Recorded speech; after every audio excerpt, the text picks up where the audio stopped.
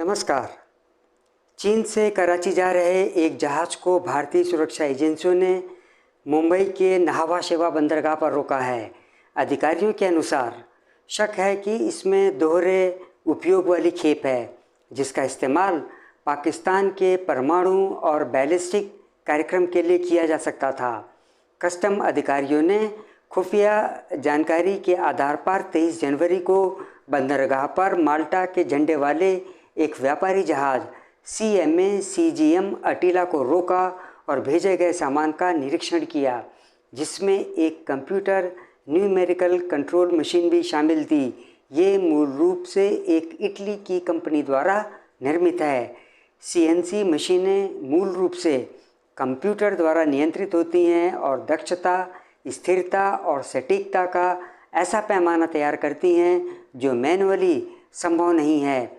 रक्षा अनुसंधान एवं विकास संगठन DRDO की टीम ने भी भेजे गए सामान का निरीक्षण किया और प्रमाणित किया कि इसका इस्तेमाल पड़ोसी देश अपने परमाणु कार्यक्रम के लिए कर सकता है। विशेषज्ञों के अनुसार यह उपकरण पाकिस्तान के मिसाइल विकास कार्यक्रम के लिए महत्वपूर्ण भागों के निर्माण में उपयोगी होगा। CNC मशीनों को 1996 से ही वासेनार व्यवस्था में शामिल किया गया है। यह एक अंतर्राष्ट्रीय हथियार नियंत्रण व्यवस्था है, जिसका उद्देश्य नागरिक और सैन्य उपयोग वाले उपकरणों के प्रसार को रोकना है। भारत उन 42 सदस्य देशों में से एक है जो पारंपरिक हथियारों और दोहरे उपयोग वाली वस्तुओं और प्रौद्योगिकी के हस्तांतरण को लेकर सूचनाओं का आदान प्रदान करता है।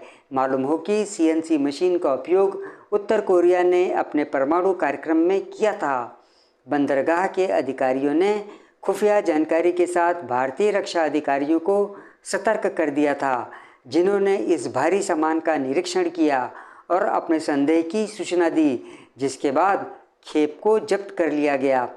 लोडिंग के बिल और खेप के अन्य विवरणों के अनुसार माल भेजने वाले का नाम Shanghai JXC global logistics company limited और पाने वाले का नाम सियालकोट के पाकिस्तान विंग्स प्राइवेट लिमिटेड को बताया गया था। अधिकारियों के अनुसार सुरक्षा एजेंसियों की गहन जांच से पता चला है कि 22,180 किलोग्राम वजनी यह खेप Taiyuan mining import and export company limited द्वारा भेजी गई थी और पाकिस्तान में कॉस्मोस इंजीनियरिंग के लिए थी। यह पहला मामला नहीं है जब भारतीय बंदरगाह अधिकारियों ने चीन से पाकिस्तान भेजी जा रही ऐसे दोहरे उपयोग वाली सैन्य ग्रेड वस्तुओं की बरामदगी की है। पाकिस्तानी रक्षा आपूर्तिकर्ता कॉस्मोस इंजीनियरिंग 12 मार्च 2022 से निगरानी सूची में है, जब भारतीय अधिकारियों ने न्हावा शेवा बंदरगाह पर इटली में निर्मित थर्मो इलेक्ट्रिकल उपकरणों की एक खेप को रोका था। अधिकारियों ने चिंता जताते हुए कहा कि पाकिस्तान यूरोप और अमेरिका से प्रतिबंधित वस्तुओं को प्राप्त करने के लिए चीन का उपयोग माध्यम के रूप में कर सकता है, जिससे पहचान छिपाई जा सके। पाकिस्तान के परमाणु और मिसाइल कार्यक्रमों के लिए चीन के समर्थन को लेकर चिंता बढ़ गई है।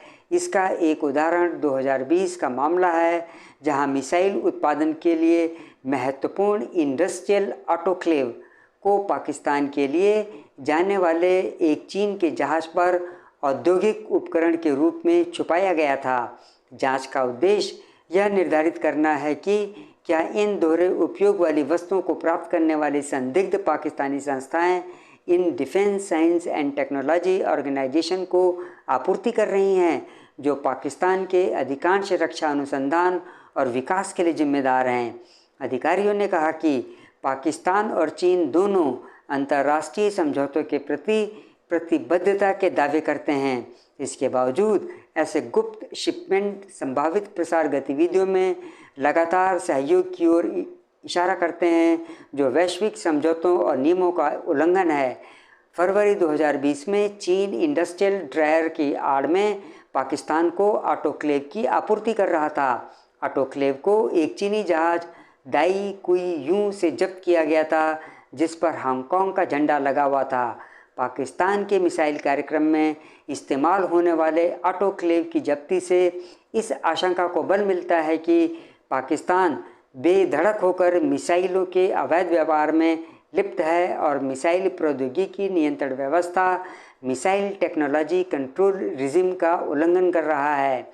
US bureau of industry and security ने जून 2023 में 3 चीनी कंपनियों जनरल टेक्नोलॉजी लिमिटेड, पाकिस्तान को ऑटोक्लेव आपूर्तिकर्ता बीजिंग लुओ टेक्नोलॉजी डेवलपमेंट और चांगझोउ यूटेक कंपोजिट पर पाकिस्तान के बैलिस्टिक मिसाइल कार्यक्रम के लिए मिसाइलों में प्रयोग किए जाने वाले योग्य वस्तुओं की आपूर्ति में शामिल होने के लिए प्रतिबंध लगा दिया था।